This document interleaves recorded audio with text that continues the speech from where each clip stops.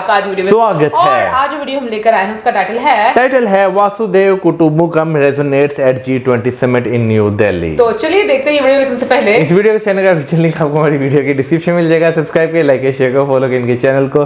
उसके अलावा लोग चैनल का लिंक भी हमारी वीडियो के डिस्क्रिप्शन में मिल जाएगा। सब्सक्राइब करिए, लाइक शेयर करो, फॉलो करिए। चलिए देख लेते हैं ये वीडियो।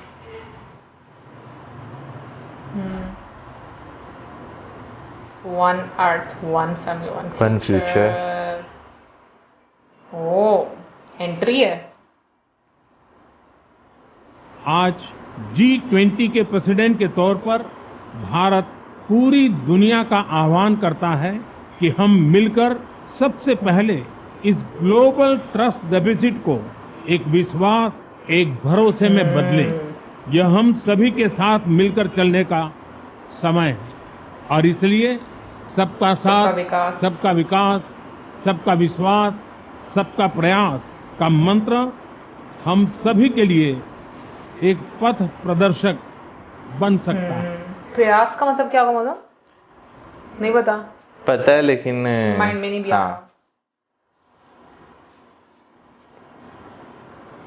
अच्छा, ये तो सब लीडर्स।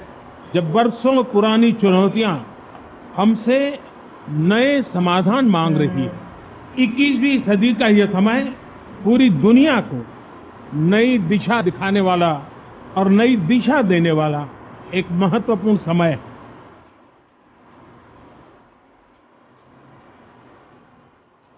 सबका साथ की भावना से ही भारत ने प्रस्ताव रखा था कि अफ्रीकन यूनियन को G20 की स्थायी सदस्यता दी जाए।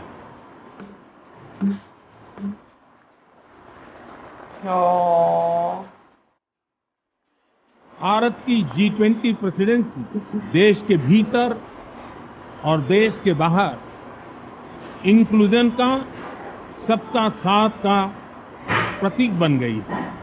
भारत में ये पीपल्स G20 बन गए।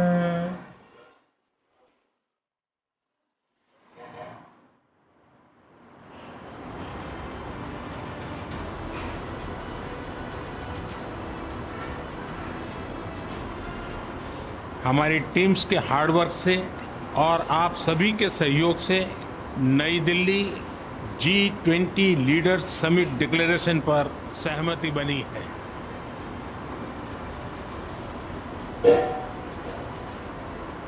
मेरा प्रस्ताव है कि इस लीडर्स डिक्लेरेशन को भी एडॉप्ट किया जाए।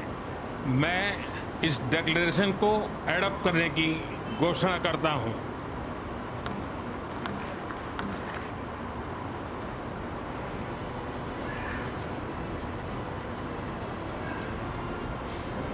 Global Biofuels Alliance. Okay.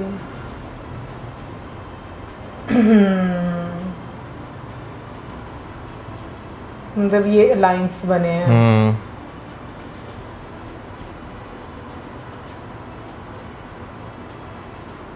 PGII आने वाले समय में भारत, पश्चिम एशिया और यूरोप के बीच इकोनॉमिक इंटीग्रेशन का प्रभावी माध्यम होगा। जब हम कनेक्टिविटी का इतना बड़ा इनिशिएटिव ले रहे हैं, तब हम आने वाली पीढ़ियों के सपनों के विस्तार के बीज बो रहे हैं। This is a big deal. This is a real big deal. I want to thank you, Mr. Prime Minister. One Earth, one family, one future. That's the focus of this G20 summit. We commit to invest alongside with you on this road, and this is a very important project from Asia through Middle East to Europe to offer big opportunities and connect people.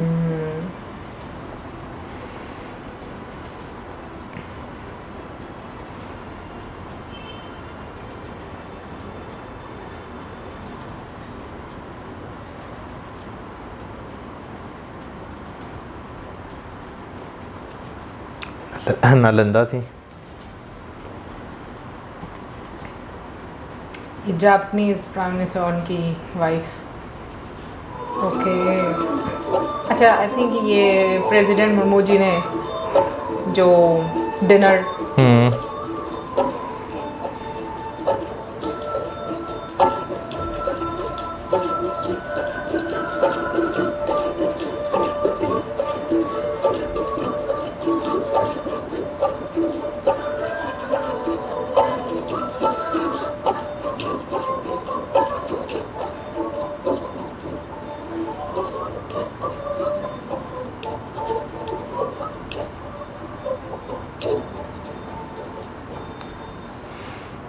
भाई आज जो है G20 summit का जो है वो India में आखिरी दिन होगा, यानी कि जो 9-10 तारीख था, आज 10 तारीख आज आखिरी दिन होगा।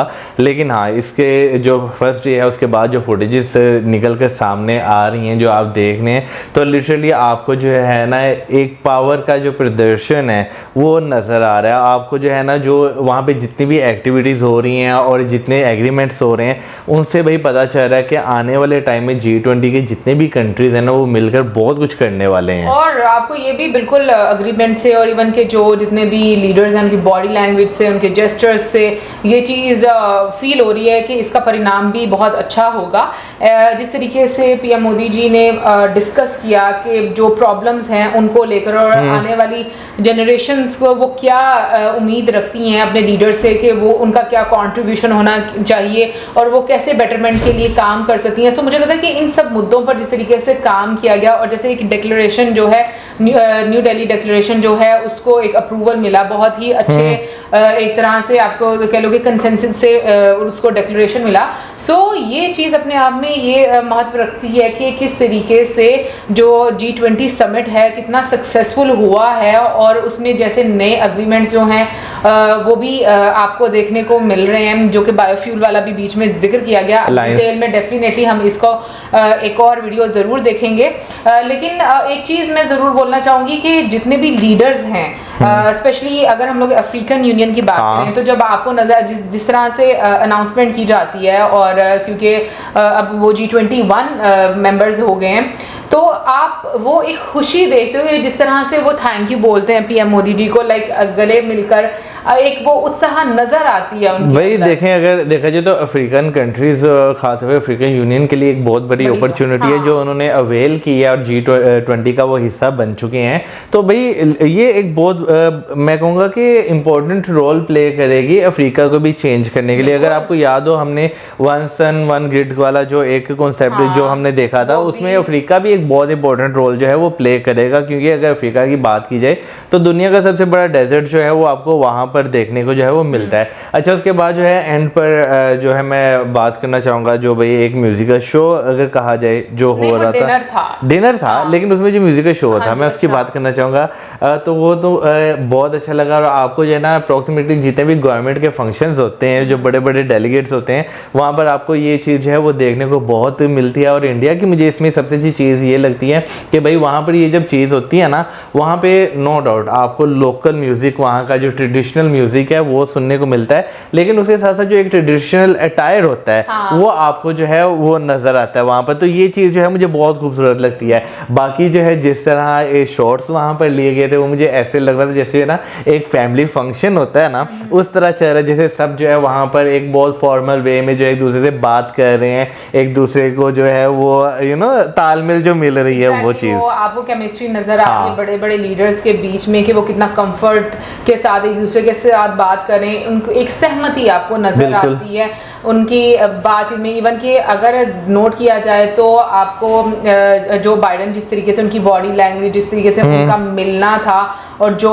मतलब उनके फेस के एक्सप्रेशन से उससे पता चलता है कि लाइक वो उनके और इंडिया के टर्म्स आपस में कितने अच्छे हैं। और फिर दूसरी साइड पर अगर हम लोग सऊदी अरेबिया को देखें तो मोहम्मद बिन सलमान भी जिस तरीके से मिले और फिर उसके बाद दोनों के बीच में जैसे मुलाकात हुई, इसको देखा जाए तो इंडिया बहुत इंपॉर्टेंट रोल भी प्ले कर रहा है बड़े बड़े लीडर्स के बीच में, कि अगर कहीं पर टेंशन भी आपको नजर आती है तो उसको कैसे रिजॉल्व करके एक प्लेटफॉर्म पर लेकर आए ताकि दुनिया की बेहतरी के लिए काम किया जा सके, मजीद जो है वो तरक्की की जा सके। सो मुझे लगता है कि पूरी दुनिया को अब एक वाकई में ऐसी लीडरशिप की ज़रूरत है जहाँ पर सारे बड़े बड़े लीडर जो है वो मिलकर काम करें, ताकि जो जहाँ पर हम लोगों को इतने सारे डिज़ास्टर फेस करने को मिल रहे हैं और इवन के पैंडमिक से लेकर बात करें तो अभी तक जो दुनिया है उसकी अगर हम अर्थव्यवस्था की बात करें तो बहुत सारे कंट्रीज़ की संभल नहीं रही। तो मुझे लगता है कि जो G20 है, जो कि अब G21 बन चुका हुआ है, ये बहुत सारे कंट्रीज़ की अर्थव्यवस्था को भी बेहतर करेगी और इसके साथ साथ बाकी सारी दुनिया के जो कंट्रीज़ हैं, जो उनके हालात हैं, उनमें भी बेहतरी लाने की मुझे लगता है कि एक अहम भूमिका निभाएगी। बाकी आप जरूर बताइएगा कमेंट सेक्शन में कि आपका क्या कहना है इसके बारे में और इसके साथ में like, subscribe, share. Good bye.